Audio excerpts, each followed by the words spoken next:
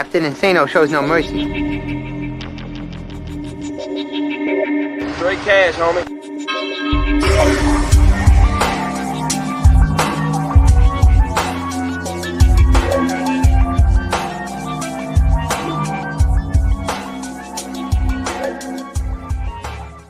Hold on to your butts. What's up, everybody? Welcome back to the Basement Monsters Game Day podcast. Halftime in both games. Look, we're just gonna get the first one out of the way because I did not expect this shit. I'm sorry. It's shocking. Cleveland is up. Was it 38? Excuse me, 38. They scored again. 38-7 over the Tennessee Titans. It's not halftime yet. Baker Mayfield, 20 of 25, 290 yards, 4 touchdowns. Chubb has 12 carries for 40 yards and a touchdown. Kareem has been held to under 10, but it is not going good. Derrick Henry, 7 carries, 15 yards. Ryan Tannehill, 7 of 11, 104, and a touchdown. It's not looking good for Tennessee. Yeah, no, it's one of those miracles. I saw the sun was out, so that's a miracle in itself that the sun's out in Cleveland on a Sunday. But hey, yeah, I mean, if the Hunt only has under 10, I mean, Tennessee's doing something, but it's the play action that's killing them. Yeah, they're biting hard and going over the top. That I forget who number 11. God, he ran Donovan Peoples-Jones, dirtiest like stop and go route ever. Like shut it almost all the way down, and looked at the guy and then just turned and took off, and he was gone for like 60 yards. So yeah, it's play action and double moves that's biting them. And I mean, and that's the MO of Cleveland. We know that's what we know. Yeah, we know what they could do. Tennessee's defense is just blowing my mind. Yeah, but hey, look, it's 38-7. Tennessee's got a lot of work to do if they want to make it a game. But I think that one is all but in the books. Yeah, it's done. All right. Let's go ahead and bounce to my game: Bears versus Lions. I feel like the Bears kind of took heed to what was being said around the city and around it. Because you need to dumb this offense down, and you need to keep it to. We're going to focus on running the football, limit the amount of times Mitch can make pass the football and make a decision. So, he doesn't end up running into a situation where it's pressure and he makes a dumbass pass. They're doing a good job at that. The offensive line is showing some fight. They're winning at the point of attack. I don't know how else to say. Like, they're showing what you wanted this line to show throughout the season, and that's some fight. Mm-hmm. For me, David Montgomery has just been on fire. And, real quick, I want to get your opinion.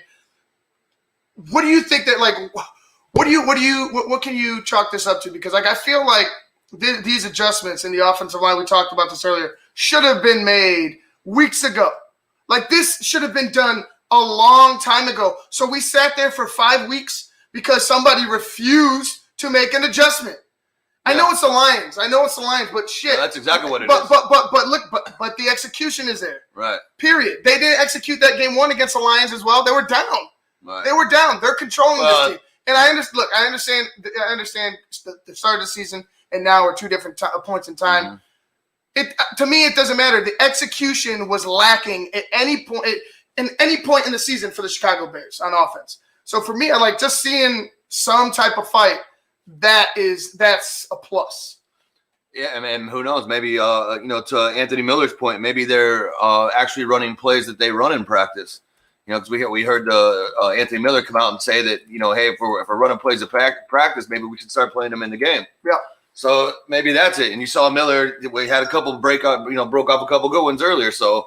I don't know. I mean, the line's working, whatever it is. But like I said, I don't think anything is really working. I think it's just the Detroit Lions suck that bad that it makes everything look good. Yeah, could be that. Hey, we're gonna go ahead and bring in our guys. They were with us to start the day, and they're joining us again at halftime. Brandon Suarez and Lucky Lefty. What's up, boys?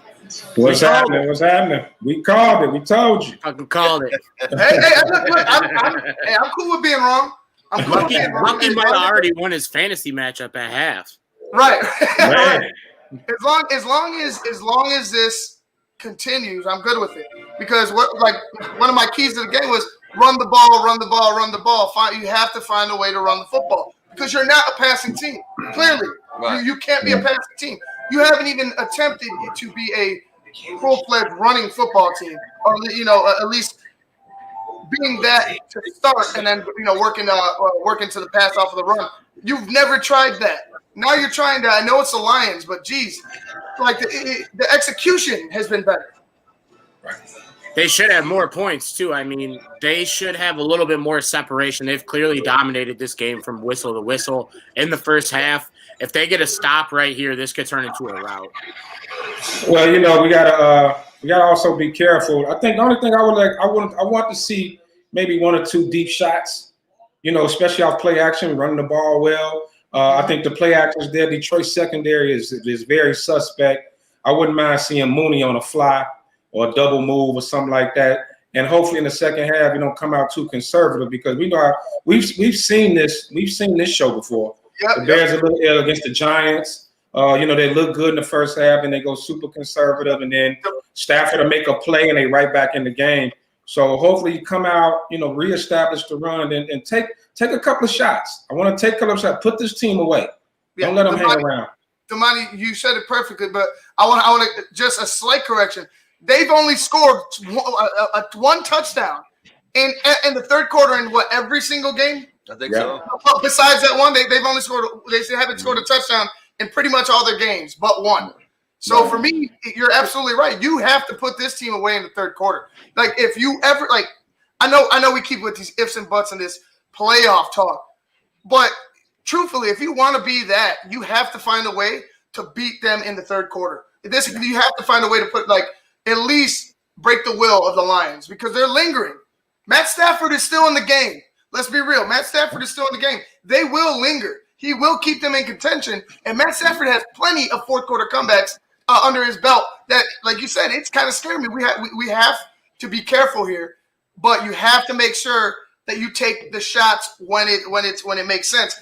I think right now you stay the course and you keep pounding them with running the rock with Montgomery and Cordero Patterson, who's looking a little bit better as a running back today than I can think of. Maybe he looked good in Green Bay, but it wasn't enough. I just feel like if you continue to run this football, Mitch doesn't have to make this more decisions, and you can live with that. I mean, you can live with that with this defense. What do you think, Devine? Well, I can see Detroit making adjustments, so they're going to scheme against the run, so they're going to bring guys up. So that play action is going to be there. The shot is going to be there in the second half. I'm with you though. You stay the course, you stick with the run, but you got to take one or two shots just to kind of loosen them up, because the halftime's about adjustments. And of course, you're looking at the stats, the Bears stats in the third quarter. We've been terrible with adjustments. Like we've been horrible with making adjustments. So, like I said, I see Detroit stacking up to stop the run in the second half. We can't be too conservative. And when it's there, when you get a one-on-one with Mooney on that outside, you got to take a shot. You got to take a shot. Real quick, Josh, you got to – don't write a novel next time, but I'll read your question. I completely realize we're watching a good game against the Lions, but I can't help but question if putting it Foles at any point this season was the best for the Bears.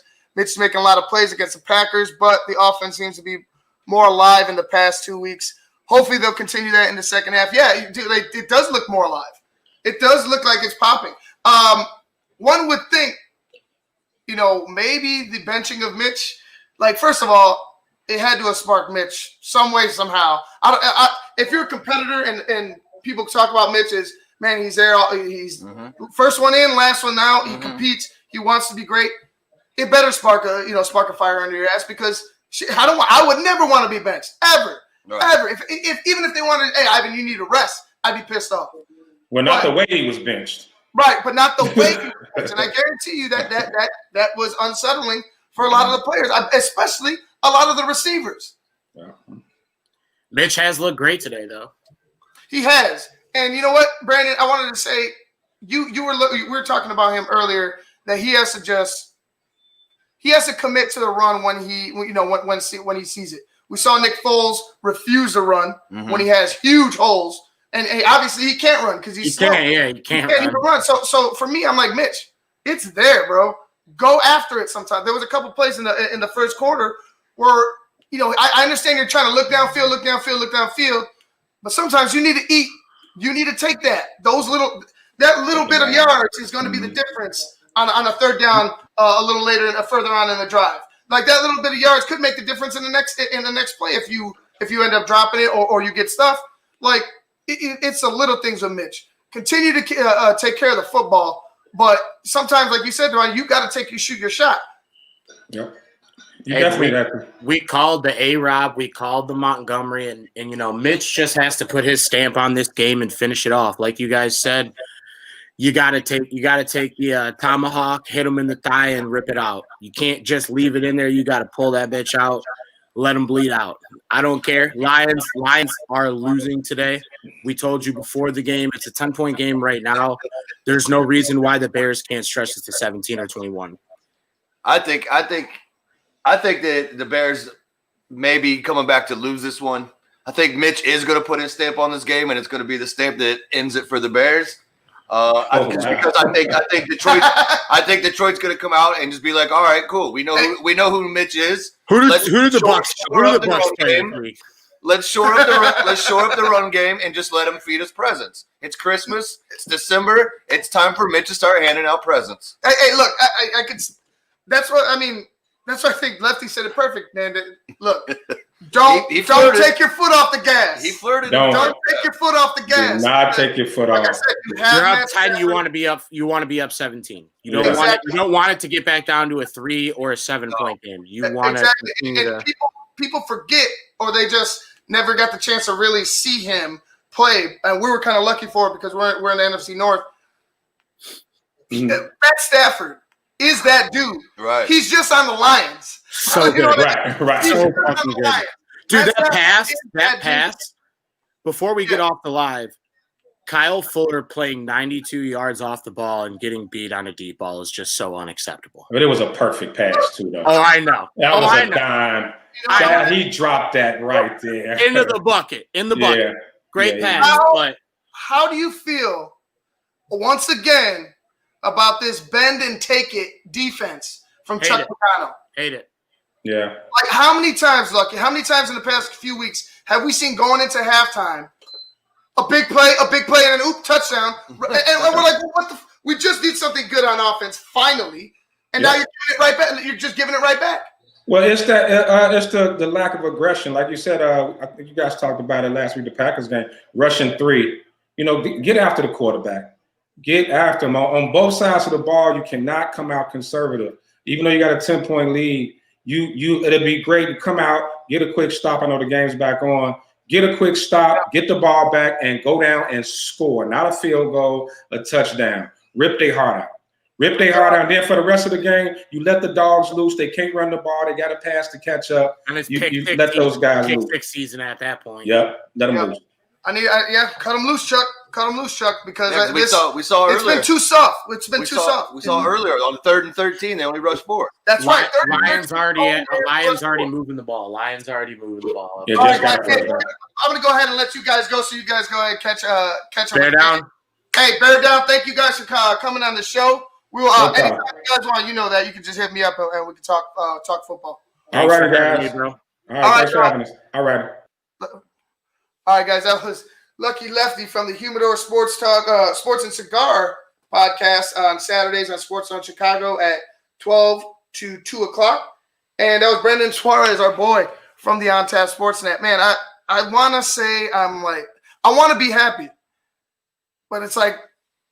You want to feel safe. Is this like, what is it? Like you're doing it against the Lions. You want to feel like a college campus. Exactly. You want to have a blue light button. Exactly. I want to celebrate, but it's like you know where the hell was this all year? Why did it come? Why did it take a 5-game losing streak for you to adjust? You know what I'm saying? Why did it take that for you to adjust?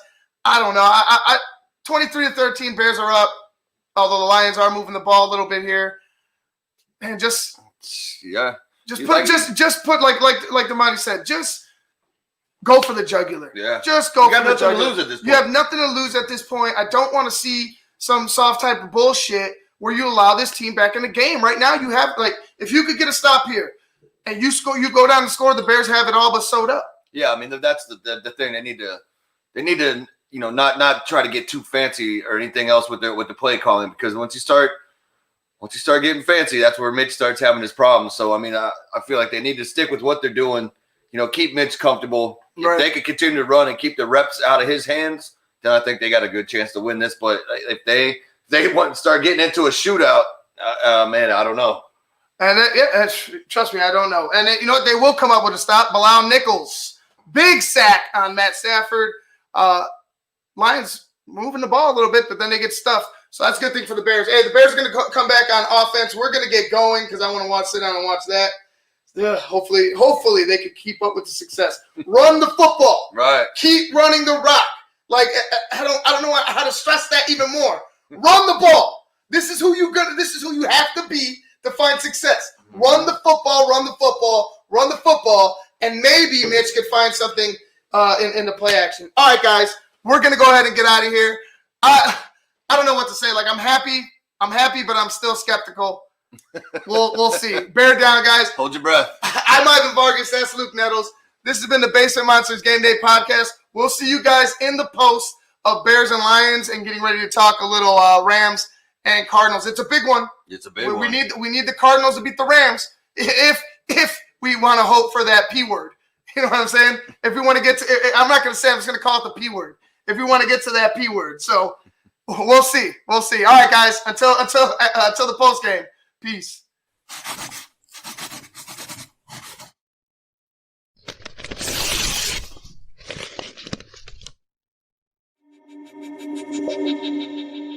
Captain Insano shows no mercy. Straight cash, homie.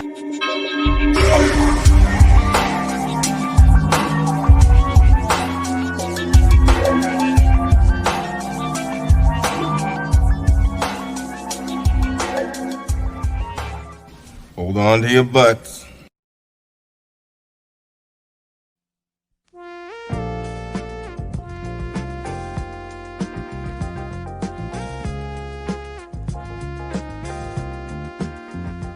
I just heard my favorite band is in town. I'd love to get good seats, but everywhere I've looked, the ticket sites have crazy service fees. Haven't you heard of TixSplits? Who? TixSplits. They don't gouge you with crazy fees. The price they advertise is the price you pay, plus a small delivery fee. Never pay service fees again. Go to TixSplits.com today. TixSplits.com. Guaranteed seats, low prices. That's TixSplits.com. Every ticket, every venue, everywhere.